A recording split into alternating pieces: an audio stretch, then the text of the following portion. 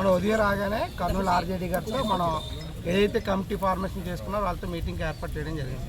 దాదాపు 2 గంటల పాటు మీటింగ్ అయితే పెట్టారు. మొదటగా విఎస్ఏపిని పిలిచారు. మనం వెళ్ళడం జరిగింది. ఒక 8 మంది వరకు వెళ్ళడం జరిగింది. దాదాపు కడప వరకులు, ఏలూరు, శ్రీకాకుళం, విజయనగరం, సత్సాయి కొన్ని జిల్లాల వాళ్ళు 8 మంది వరకు వెళ్ళడం జరిగింది. అందులో భాగంగా ఏదైతే సర్వీస్ మ్యాటర్స్ ఏవైతే ఉన్నాయో వాటన్నిటిపైన కూడా వాళ్ళు ఇవ్వడానికి సిద్ధంగా ఉన్నారు. కానీ మనకు అక్కడ డిస్టర్బెన్స్ వచ్చింది ఏంటంటే బేసిక్ పే ఏదైతే ఉందో మనం గట్టిగా పట్టుకున్న పాయింట్ ఏంటి బేసిక్ పే మన 25,200 కాస్త 30,000 దాటి ఇవ్వాలని చెప్పడం జరిగింది. 5,000 మందికి ప్రమోషన్ కల్పించాలని చెప్పడం జరిగింది. వాళ్ళు 5,000 ఫిగర్కి ఓకే అయ్యారు. కానీ ఏదైతే బేసిక్ పే ఉందో బేసిక్ పేకి కొంచెం టైం పడుతుంది, మేము చూసుకోవాలని చెప్పడం జరిగింది.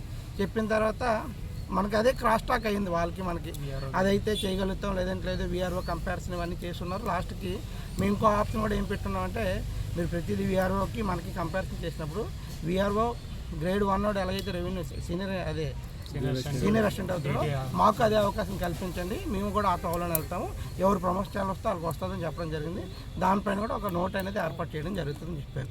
అది అక్కడ జరిగింది. తర్వాత చాలామందికి డౌట్ ఉంటుంది, మిగిలిన సిబ్బంది ఏమవుతారని చెప్తే మిగిలిన సిబ్బంది ఎవరైతే 4722 ఉన్నామో అది ఎవరు ఇప్పుడు కన్ఫర్మ్ కాదు. వన్స్ మళ్ళీ మీకు ర్యాంక్ జరిగినప్పుడు ర్యాంక్ వైజ్గా పిలుస్తారు. నీకు అవసరం ఉంటే వెళ్తావు లేదంటే నో. ఇప్పుడు ఎస్ఎన్ఓలతో మీకు సంబంధం లేదు. అది ఎవరైతే ఉన్నారో వాళ్ళకి ఏవైతే డిపార్ట్మెంట్స్ ఏవైతే ఉన్నాయో అవన్నింటిలో కూడా మెర్జింగ్ ఆప్షన్ అనేది వస్తున్న డిప్యూటీ సీఎం గారి మీటింగ్కి ఏదైతే ఉందో దాంట్లో మనకి డిపార్ట్మెంట్ వారీగా స్లైడ్స్ ఇస్తారు.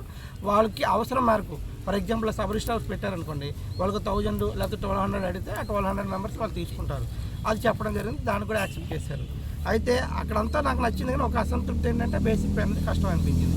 అయితే వారు చెప్పిన తర్వాత ఏమైంది, మంత్రి గారిని కలవండి ఒకసారి, మంత్రి గారు మీతో మాట్లాడుతున్నారు 6గురితో మీ టీంతో విఎస్ఏపీతో, మీరు వెళ్ళి కలిసి అక్కడ సాయి ప్రసాద్ గారు ఉంటారు, మన రెవెన్యూ సిఎస్ గారు, తర్వాత డైరెక్టర్ గారు అందరూ ఉంటారు, అక్కడ బేసిక్ పే కోసం మాట్లాడని చెప్పడం జరిగింది. అయితే మొదటగా వెళ్ళగానే నేను రీసర్వ్ పరంగా ఏమైనా చేయడానికి సిద్ధంగా ఉన్నాము, ల్యాప్టాప్లు ఇచ్చినా ఓపెన్ చేసి ఉన్నాము, ఇంకా చేస్తాము. కానీ నాకు ఇబ్బంది ఏమవుతుందంటే బేసిక్ పే అనేది కావాలి.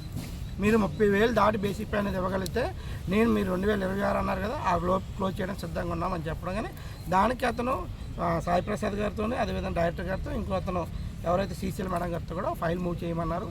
మూవ్ చేశాక ఫిబ్రవరి 15వ తారీఖు లోపున మనకి ఏదైతే ప్రపోజల్స్ ఉన్నాయో అన్ని ప్రపోజల్స్ పైన ఓ నోట్ పెట్టి ఆ రోజు మళ్ళీ పిలవడం జరుగుతుందని చెప్పారు. అది అక్కడ జరిగింది.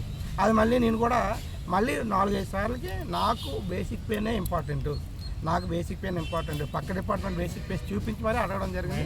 దానికి 30,000 రూపాయలు దాటి పెట్టడానికి అతను ట్రై చేస్తా అన్నాడు. సీఎం గారు దృష్టిలో కూడా పెడతా అన్నారు. అతనికి రీసర్వ్ ఆపేమని కూడా అప్పటివరకు తెలియదు పూర్తిగా.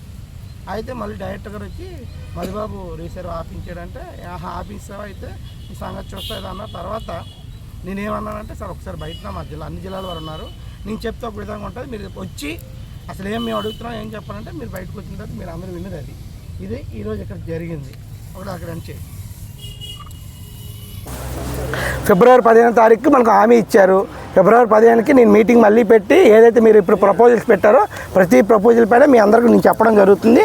ఆ పే స్కేల్ కూడా ఆ రోజుకి నేను సాయి ప్రసాద్ గారితో కూడా మాట్లాడి మేము మళ్ళీ ఒకసారి రమ్మన్నారు, సాయి ప్రసాద్ గారి దగ్గరికి వెళ్ళమన్నారు, వెళ్ళి ఒకసారి కన్ఫర్మ్ చేసుకొని చెప్పమన్నారు. ఇది కన్క్లూజన్. ఇప్పుడు ముందుకు ఎలా వెళ్ళాలని మీరు చెప్పండి.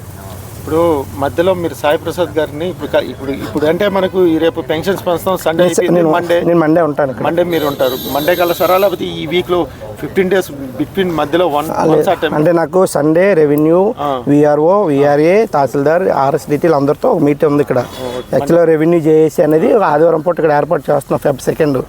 ఆ జేఏసీ ఎందుకంటే ఓన్లీ మనమే ఎందుకు బయటకు వస్తున్నాము, వాళ్ళకి రీసర్వే ఉంది, అన్నీ ఉన్నాయి, అందరూ కూడా రీసర్వే ఇన్వాల్వ్మెంట్ అయ్యారు. సో వాళ్ళందరూ కూడా ఇన్వాల్వ్ చేసుకుని మనం వర్క్ టూర్ అనేది ఒకటి ఫస్ట్ పాయింట్ ఏంటంటే రెవెన్యూ జేఏసీ పరంగా 10 to 5 ఎనీ ఎంప్లాయీ విఎస్, విఆర్ఓ ఎవరైనా అది ఫాలో అవుతాము. నేను మండే ఇక్కడే అవైలబుల్గా ఉంటాను. నేను మండే సాయి ప్రసాద్ గారు కలుస్తాను, మంత్రి గారితో మాట్లాడి నేను మళ్ళీ అపాయింట్మెంట్ తీసుకుని కలుస్తాను.